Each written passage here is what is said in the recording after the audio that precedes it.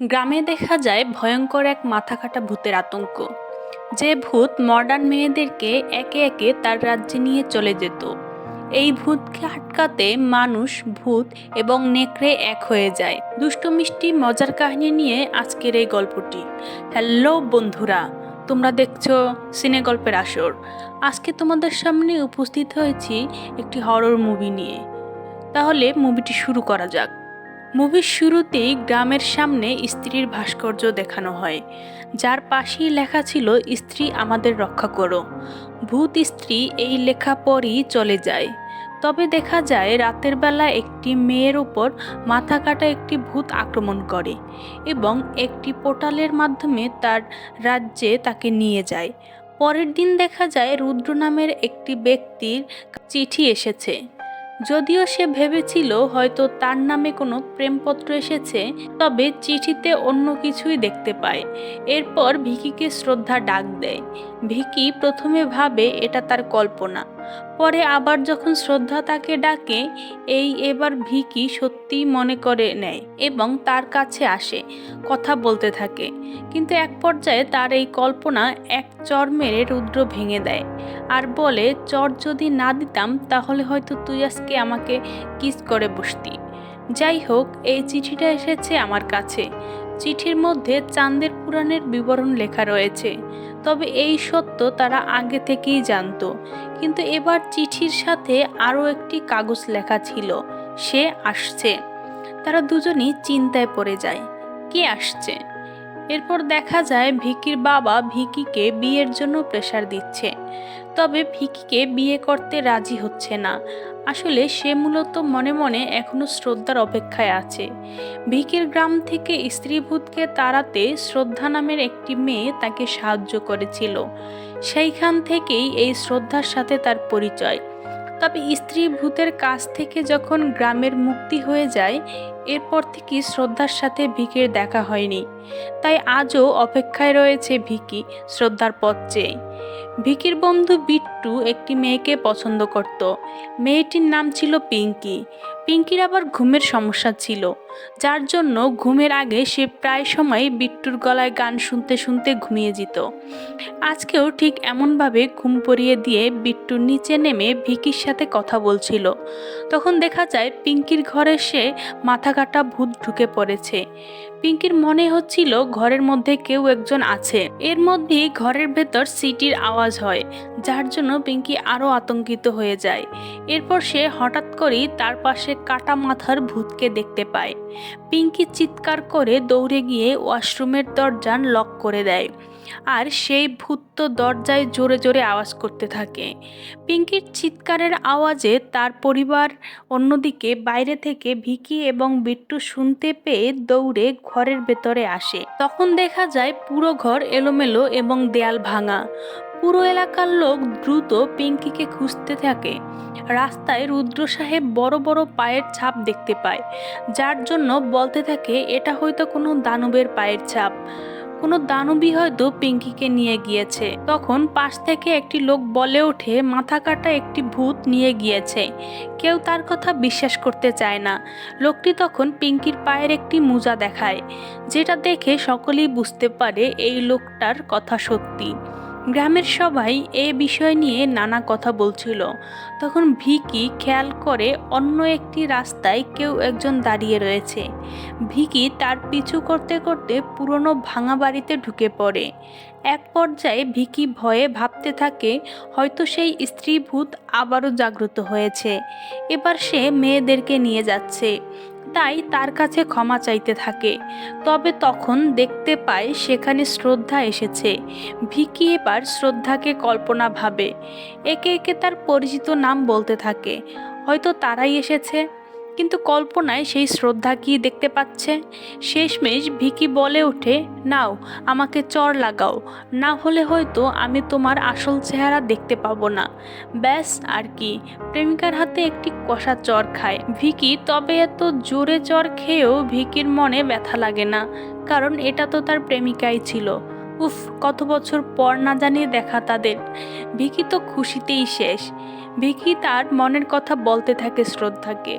শ্রদ্ধা তাকে থামিয়ে দিয়ে বলে, এসব কথা আমরা পরে আলোচনা করব, এখন জরুরি কথা বলতে এসেছি। এই কয়েকদিন গ্রামের যত মেয়ে গায়েব হচ্ছে তাদেরকে কে নিয়ে যাচ্ছে আমি জানি। ভিকি বলে, কে নিয়ে যাচ্ছে? শ্রদ্ধা বলে, সেই ব্যক্তি যিনি স্ত্রীকে মেরে ফেলার পর স্ত্রী ভূত হয়ে গিয়েছিল। এই জন্য গ্রামকে যখন স্ত্রী ভূত ছেড়ে দেয় তখন সেই ব্যক্তি আবার চলে আসে। এরপর আমরা দেখি ভিকি রুদ্র সাহেবের কাছে এসে চিঠির ব্যাপারে জিজ্ঞাসা করছে, কারণ এই চিঠির মাধ্যমে মাথাকাটা ভূতের রহস্য উদ্ঘাটন করা যাবে। এই চিঠির মাধ্যমে জানা যায় স্ত্রীকে হত্যা করেছিল চন্দ্রবান, যার শরীর ছিল দানবের মতো। সে খুব অহংকারী ছিল, খুব আরামায়েশে জীবন চলত তার। সে প্রচুর পরিমাণ লাল পানি খেত। তার চিন্তা ভাবনা মেয়েদের কাজ ছিল ঘর ঝাড়ু দেয়া, রান্নাবান্না করা, বাসন মাজা, এইসব। আর রাতে ভোগ্য জিনিস ছিল মেয়েরা। এই চন্দ্রবাণী এক কাপলকে জ্বলন্ত পুড়িয়ে মেরে ফেলেছিল। তখন মৃত্যুর পরে স্ত্রী ভূত হয়ে এসে চন্দ্রবাণের গলা কেটে ফেলে। তার সহকর্মীদেরও গলা কেটে মাটির তলে পুঁতে রাখে। অর্থাৎ স্ত্রী যখন এই গ্রামকে ছেড়ে দিল, এরপরই সেই গলা কাটা ভূতের আবির্ভাব হলো। বিট্টু বলে ওঠে, এসবের ব্যাপারে তোমাকে কে বলেছে? ভিকির তো লজ্জায় মুখ লাল হয়ে যায়, আর সে বলে ও চলে এসেছে এবং ওই আমাকে বলেছে। বিট্টু বলে, সবই যখন বলেছে তাহলে আমাদের পিঙ্কিকে কোথায় রেখেছে সেটা জিজ্ঞেস করনি? ভিকি উত্তর দেয়, ইস, এই কথা তো জিজ্ঞেস করতে আমার মনে নেই, তবে এর পরের বার যখন দেখা হবে অবশ্যই জিজ্ঞেস করব। এই বলে কল্পনায় ভিকি শ্রদ্ধাকে দেখতে থাকে।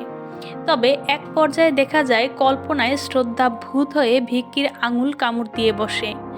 ভিকি তো ভয়ে চিৎকার করতে থাকে। বিট্টু রুদ্র সাহেবের কাছে এসে কাউকে দেখতে না পেয়ে বুঝতে পারে সে আবারও কল্পনা করছে। বিট্টু বলে ওঠে, এমনটাই যদি হতে থাকে আর কিছুদিন পর তোকে পাগলাখানায় দেখতে পাবো। ভিকি রেগে ওঠে, এগুলো কল্পনা নয়, এটা বাস্তব, ও সত্যিই আছে। এরপর তারা আলোচনায় এটা সিদ্ধান্ত নেয়, এই মাথা কাটা ভূতকে শেষ করতে পারবে একমাত্র স্ত্রী ভূত। এখন স্ত্রী ভূত তো চলে গিয়েছে, তাকে কিভাবে আনা যায়? ভিকি জানায়, একজনের মাধ্যমে আমরা আবার স্ত্রীকে ডাকতে পারবো। ভিকি আর বিট্টু মিলে তাদের বন্ধু জয়নাথের বাড়িতে যায়। বলে, কত ফোন করেছি তোকে, তুই তো কল রিসিভই করিস না। তুই একমাত্র পারবি তাকে ফিরিয়ে আনতে। তোর মধ্যে এখনো তার কিছুটা শক্তি রয়ে গিয়েছে। জয়নাব বলে, কাকে আর কার শক্তির কথা বলছিস তোরা? এর মধ্যে ঘর থেকে আওয়াজ হয়, হয়তো কোনো মেয়ে লুকিয়ে রয়েছে ঘরের মধ্যে। সোজাসাপটা জয়নাথ শহরে পড়তে এসেছে, এতটা চালাক হয়েছে কিভাবে? এই বলে হাসাহাসি করতে থাকে বন্ধুরা। এক পর্যায়ে বলে, চল আমরা গিয়ে ভাবিকে দেখে আসি। তবে রুমের মধ্যে গিয়ে দেখে সেখানে একটি ভয়ানক নেকড়ে। বিট্টু আর ভিকি তাদের ভাবিকে দেখে ভয়ে শেষ। নেকড়ে সেখান থেকে চলে যায়। জয়নাথ বলে, দেখলে তো, তোদের জন্য ও চলে গেল। বিট্টু বলে, এত সহজ সরল ছিলি তুই, কবে থেকে এত পরিবর্তন আসলো তোর? জয়নাল বলে, সময়ের সাথে সাথে সবকিছু পরিবর্তন হয়ে গিয়েছে। বিট্টু তখন বলে, তোকে স্ত্রী খুঁজে আনতে হবে। জয়নাথ তো ভয় পেয়ে যায়, বলে ওঠে, আরে তোরা পাগল হয়ে গিয়েছিস, এটা কিছুতেই সম্ভব না। পরিস্থিতি বিপরীত দেখে ভিকি বুদ্ধি করে জয়নাথদেরকে বোঝায়, স্ত্রী খোঁজার নাটক করতে হবে। এই নাটকটি রুদ্র সাহেবের আন্ডারে হবে। নাটক করার কথা শুনে জয়নাথ রাজি হয়ে যায়। এরপর ভিকি বিট্টু একসাথে গ্রামে চলে আসে। জয়নাথকে দেখে তার মা তো খুশি হয়ে যায়, তবে পরক্ষণেই মনে পড়ে ছেলে হঠাৎ করে কেন গ্রামে আসলো।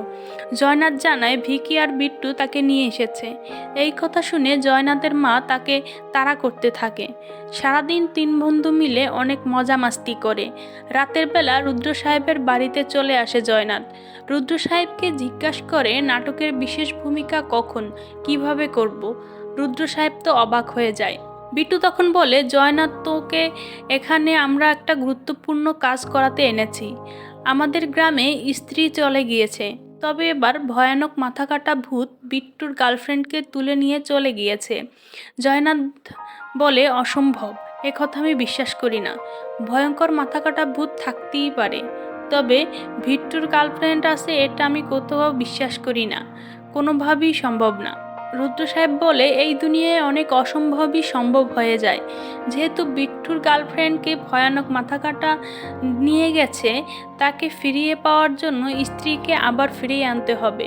তার জন্য তোকে সাহায্য করতে হবে আমাদের। অনেক কষ্টে জয়নাথকে তারা সকলে মিলে রাজি করায় আর সেই পুরনো ভাঙা বাংলোতে চলে যায়। সকলে মিলে স্ত্রীকে খুঁজতে থাকে। এক পর্যায়ে স্ত্রীর এক মূর্তির সামনে এসে দাঁড়ায়। ঠিক তখনই পেছন থেকে জয়নাথকে কেউ একজন কেড়ে নিয়ে যায়। পরক্ষণেই সকলে মিলে জয়নাথকে দেখতে পায় দেয়ালের উপর ঝুলে থাকতে। সবাই তাকে চিৎকার করে নামানোর চেষ্টা করে। এর মধ্যেই জয়নাথের উপর থেকে ঠাস করে পড়ে যায়। শ্বাস প্রশ্বাস আটকানো দেখে রুদ্র সাহেব বডি চেক করে বলে, জয়নাথ আর নেই। বাকি দুই বন্ধু কান্নায় ভেঙে পড়ে। তবে দেখা যায় হুট করেই জয়নাথ উঠে বসে এবং চিৎকার করে দৌড়ে পালাতে শুরু করে। মাঝখানে ভিকি তাকে জড়িয়ে ধরে বলে, তুই বেঁচে আছিস? আমরা তো ভয় পেয়ে গিয়েছিলাম। জয়নাথ বলে, এসব কথা বলার এখন সময় না, ও আসছে। এলাকার সবাই মিলে আলোচনার সভা বসায়। মহিলারা বলে ওঠে, ভূতকে আটকানোর জন্য আমরা দেয়ালে লিখতাম, ও স্ত্রী কাল এসো। তাহলে এই পুরুষ ভূতকে আটকাতে কি আমরা লিখব, ও পুরুষ কালকে এসো? আমাদের রুদ্র সাহেব বলেন, আরে বোন, আমার স্ত্রী ভূত তো পড়ালেখা জানতো, সে পড়তে পারত, কিন্তু মাথা কাটা ভূত তো অশিক্ষিত, সে তো ঘরের ভিতরে ঢুকেই সকলকে নিয়ে যায়। তবে হ্যাঁ, এখন পর্যন্ত যে সকল মেয়েদেরকে নিয়ে গিয়েছে এদের মধ্যে একটা জিনিস কমন ছিল, সেটা হচ্ছে এই সকল মেয়েরা সব কিছুই দিয়েই সোচ্চার ছিল, অর্থাৎ মডার্ন মেয়েদেরকে টার্গেট করছে। এরপর থেকেই গ্রামের সকল মহিলারা এ বিষয়টিতে অ্যালার্ট হয়ে যায়। গ্রামের সকল মহিলারা ভিকিকে রিকোয়েস্ট করে, যেহেতু স্ত্রী ভূতকে ভিকি তাড়িয়ে দিয়েছিল, সেহেতু এবার যেন ভিকি কোনো একটা ব্যবস্থা করে। ভিকি তাদের কথার জালে এক পর্যায়ে ফেঁসে গিয়েছে, বাধ্য হয়ে রাজি হয়ে যায়। শ্রদ্ধা ও তাকে মাথা কাটা ভূতের সাথে লড়াই করতে বলে। তখন ভিকি ভয়ে ভয়ে বলে, আরে আমি ওর সাথে লড়বো কিভাবে? তুমি নিজেই তো তোমার ম্যাজিক্যাল ব্যানির পাওয়ার দিয়েও ওর সাথে লড়াই করতে পারোনি। শ্রদ্ধা তখন ভিকিকে একটি অস্ত্র দিয়ে বলে, বুকে সাহস নিয়ে এই অস্ত্র দিয়ে তুমি ভূতের মাথায় আঘাত করবে। তুমি যখন স্ত্রীকে আটকাতে পেরেছ, তখন মাথা কাটা ভূতকেও তুমি শেষ করতে পারবে। এরপর তারা প্ল্যান করে কিভাবে মাথা কাটা ভূতকে তাদের ফাঁদে ফেলবে।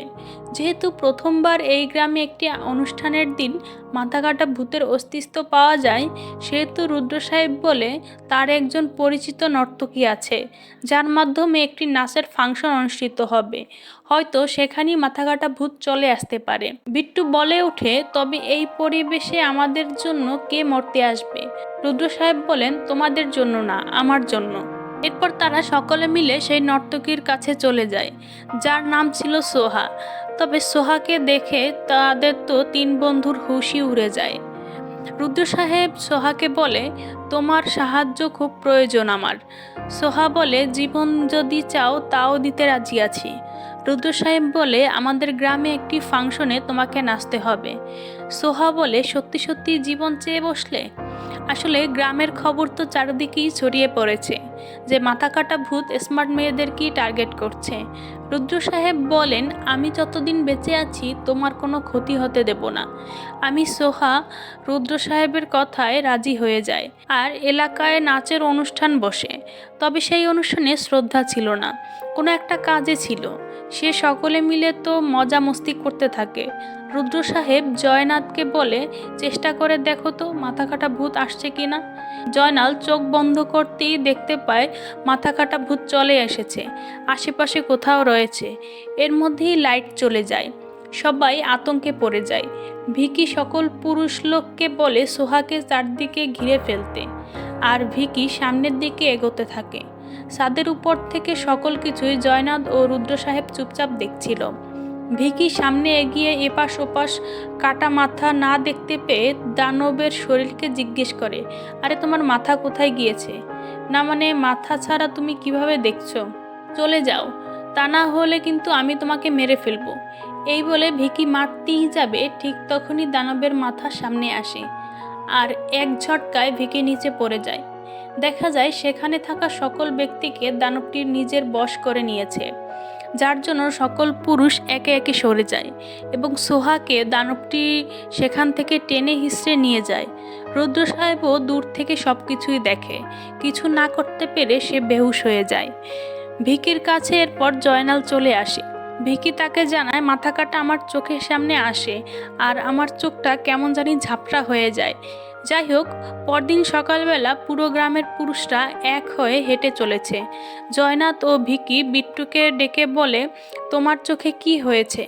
বিট্টু বলে, আমার চোখ খুলে গিয়েছে। জয়নাল জানায়, তোমার চোখ বদলে গিয়েছে। বিট্টু বলে, তাহলে তোমরাও বদলে যাও, আমার মতো না হলে তোমাদেরও 12টা বেজে যাবে। রাত্রবেলা দেখা যায় ভিকির কাছে শ্রদ্ধা চলে এসেছে। ভিকি দেখে জিজ্ঞাসা করে, তুমি ঠিক আছো? আমি কত টেনশনে আছি, তুমি কালকে আসোনি কেন?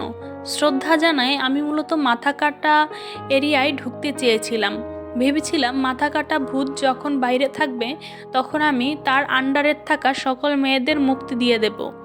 সেই এরিয়ায় ঢোকা আমার পক্ষে সম্ভব হয়নি। আমার কথা তুমি বিশ্বাস করো। ভিকি বলে, আমি বিশ্বাস করি।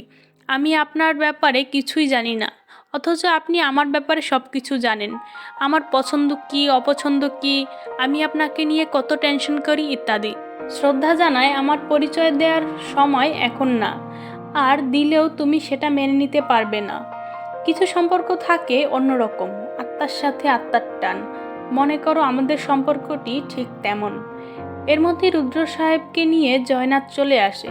যেহেতু চিঠির মাধ্যমে তারা এই সম্পর্কে অনেক কিছু জেনেছে, সেহেতু চিঠির কোনো ঠিকানা থেকে এসেছে, তারা সকলে মিলে সেখানে যায়।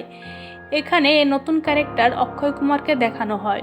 রুদ্র সাহেব বলে, এই একমাত্র চন্দ্রগ্রহণের বংশের অরিশ, যে কিনা এখনো বেঁচে আছে এই মেন্টাল হসপিটালে। যাই হোক, এক পর্যায়ে বোঝা যায় মাথা কাটা ভূতকে অন্য কোথাও প্রতিহত করা যাবে না। তাকে শেষ করতে হলে তার রাজ্যে গিয়ে এই কাজ সম্পূর্ণ করতে হবে। তবে তার রাজ্যে জানোয়ার, ভূত, পুরুষ কিংবা মহিলা একসাথে ঢুকতে পারবে না। আধা কোনো বস্তু হলে তারা যেতে পারবে। তখন শ্রদ্ধা মাথা কাটিয়ে বলে, আমি আর ভিকি অবশ্যই যেতে পারবো। এখানে ভিকিকে নানা ধরনের প্রশিক্ষণ দেয়া হয়, যাতে সে সুন্দরভাবে মাথা কাটা ভূতের সাথে লড়াই করতে পারে। অন্যদিকে দেখা যায় গ্রামের সকল পুরুষেরা নারীদের তালাবদ্ধ করে তারাও কোথাও একত্র হয়ে যাচ্ছে। রাত হয়ে গেলে তারা সকলে মিলে মাথা কাটা ভূতের রাজ্যের সামনে চলে আসে। তখন বিট্টু তাদেরকে আটকালে তাকেও বেঁধে রাখে। শ্রদ্ধা জানায়, এই রাজ্যে ঢুকতে গেলে তাদেরকে একসাথে মিলে কাজ করতে হবে। ভিকি তো অন্য কিছুই ভাবে। যাই হোক, তখন দেখা যায় ভিকির শরীরের মধ্যে শ্রদ্ধা ঢুকে পড়েছে। এরপর দুজনেই সেই শহরে প্রবেশ করে। ভিকি তো খুশিতে আলতোভাবে তার শরীর স্পর্শ করতে থাকে। শ্রদ্ধা দ্রুত তখন ভিকির শরীর থেকে আলাদা হয়ে যায়। ভয়ানক একটা পরিবেশ, চারদিকে আগুনের লাভা ভরা। এরপর শ্রদ্ধা ভিকিকে বলে, তুমি সামনে এগিয়ে ওই মেয়েদের বাঁচাও, আমি তোমার সাথে যেতে পারবো না। কারণ মাথা কাটা ভূতের কাছে আমি স্ত্রী, কেননা স্ত্রীর সেই বেনি আমার সাথে রয়েছে, তাই এদের বাঁচাতে নিজেকে বলি দিতে হবে। তবে ভিকি কথা মানতে না চাইলে শ্রদ্ধা নানাভাবে তাকে বোঝায়। তাই ভিকির সামনে একাই এগিয়ে যেতে থাকে। সেখানে গিয়ে ভিকি পিঙ্কি এবং সোহাকেও দেখতে পায়। সোহার সামনে এসে গান গাইতে থাকে, তাদেরকে ডাক দেয়, তবে কাজ হয় না। হুট করেই দেখতে পায় এই সকল মেয়েদের মুখ থেকে অদ্ভুত ম্যাজিক্যাল পাওয়ার বের হচ্ছে। এই কথা শ্রদ্ধাকে ডেকে বলতেই যাবে, তখন দেখে শ্রদ্ধারও একই অবস্থা। তার মুখ থেকেও ম্যাজিক্যাল পাওয়ার মাথা কাটা ভূত চুষে নিচ্ছে। ব্যাস, আমাদের হিরো এসব সহ্য করতে না পেরে কোনো কিছু চিন্তাভাবনা না করে দ্রুত শ্রদ্ধার কাছে গিয়ে মাথা কাটা ভূতের মাথা ছুরি দিয়ে 2 ভাগ করে ফেলে। ভিকি তো মহা খুশি, মনে করে এখানেই হয়তো কাহিনী শেষ। তবে দেখা যায় আরও কয়েকটি মাথা বেরিয়ে এসেছে। শ্রদ্ধা নিজের বেনি আর ভিকি নিজের হাত দিয়ে যথাসম্ভব মাথা কাটা ভূতের সাথে লড়াই করতে থাকে। তারা কোনোভাবেই পেরে ওঠে না। তখন শ্রদ্ধা সেই তলোয়ারটি দেখতে পায়, যেই তলোয়ার দিয়ে চন্দ্রবানকে হত্যা করেছিল স্ত্রী। তাই দ্রুত ভিকিকে বলে, এই তলোয়ার দিয়ে মাথা কাটতে পারলে এই সব কিছু শেষ হয়ে যাবে। তাই ভিকি তুমি দ্রুত মন থেকে ওই তলোয়ারটি পাথর থেকে আলাদা করার চেষ্টা করো। ভিকি তলোয়ার আলাদা করতে গেলে সে কোনোভাবেই পারছিল না। তখন মাথাকাটা ভূত তাকে তাড়া করে। সে একটি পাথরের মধ্যে লুকিয়ে পড়ে। অন্যদিকে মাথাকাটা শ্রদ্ধার উপর আক্রমণ করে বসে। তখন সেখানে নেকড়েটি চলে আসে। এটা আসলে ইচ্ছাধারী নেকড়ে, যার পাওয়ার অনেক। এই নেকড়ে একে একে সকল মাথাকে প্রতিহত করে। তবে তখনই মাথাকাটার সেই দানবীয় শরীর চলে আসে, নেকড়েকে এক ছটকা দিয়ে ফেলে দেয়। শ্রদ্ধা তার বেনি দিয়ে এই দানবকে আটকানোর চেষ্টা করে। অন্যদিকে ভিকি ছুরির আঘাত করে, তবে ছুরির 1 ইঞ্চিও দানবের শরীরে প্রবেশ করে না। মাথাকাটা ভূত তখন ভিকিকে ফেলে দেয়, শ্রদ্ধার গলা টিপে ধরে। শ্রদ্ধা কষ্টে মা বলে চিৎকার করে ওঠে। তখনই স্ত্রী সেখানে চলে আসে। স্ত্রী মাথাকাটা ভূতের সাথে লড়াই করতে শুরু করে। অন্যদিকে শ্রদ্ধা ভিকিকে বোঝায়, এই অস্ত্র শুধুমাত্র তুমিই বের করতে পারবে। এই অস্ত্র দিয়ে শত্রুর মোকাবেলা করতে হবে। আমাদের শেষমেশ ভিকি মন থেকে অস্ত্রটি ধরার সাথে সাথে পাথর থেকে বেরিয়ে আসে। অস্ত্রটি ভিকি স্ত্রীর কাছে ছুঁড়ে দেয়, আর স্ত্রী অস্ত্রটি নিয়ে সেই মহা দানবীয় ভূতের বিনাশ করে। সাথে সাথে গ্রামের সব মানুষ স্বাভাবিক হয়ে যায়। আর দেখা যায় স্ত্রীকে শ্রদ্ধা বলছে, মা তুমি এখান থেকে চলে যাও। এরপর সেই ভয়ঙ্কর রাজ্য থেকে একে একে সোহা, পিঙ্কি আর অনেক মহিলা বেরিয়ে আসে। পরদিন দেখা যায় শ্রদ্ধা জানায় এই স্ত্রী তার মা। এদিকে ভিকি বলে, স্ত্রী তো অনেক বছর আগে মারা গিয়েছে, তাহলে তুমি এত বছর? শ্রদ্ধা বলে, হ্যাঁ, আমি একটি আত্মা। আমি আমার মায়ের আত্মার মুক্তি দেওয়ার জন্যই এই গ্রামে এসেছিলাম। ভিকি বলে, কোনো সমস্যা নেই, আমরা অ্যাডজাস্ট করে নেব, তারপরও তুমি আমার কাছে থেকে যাও। কিন্তু শ্রদ্ধা জানায় এটা সম্ভব না। তুমি আমাকে মন থেকে স্মরণ করলেই আমি তোমার সাথে আবারও দেখা করব। আর সবশেষে ভিকির কানে শ্রদ্ধা তার আসল নাম বলে। অপরদিকে দেখা যায় অক্ষয়ের কাছে মাথাকাটা ভূতের অস্তিত্বের শেষ কৃত্যের ঘটিটি এসেছে। ঘটিটির মুখ খোলার সাথে সাথে সম্পূর্ণ অক্ষয়ের শরীরে প্রবেশ করে, আর অক্ষয়ও দানবের রূপে ভয়ঙ্করভাবে রূপান্তরিত হয়। মুভি শেষে আমরা দেখি নেকড়ে নিজের আসল রূপে ফিরে এসেছে এবং সেও শ্রদ্ধার প্রেমে পড়ে গিয়েছে। আর সেখানেই শ্রদ্ধাকে নিয়ে দুই নায়কের কল্পনার রাজ্যে তারা এনজয় করতে থাকে। আর এখনই মুভিটি শেষ হয়ে যায়। সো বন্ধুরা, পুরো মুভিটি ভালো লাগলে অবশ্যই লাইক, কমেন্ট এবং সাবস্ক্রাইব করে আমাদের সাথেই থাকবেন।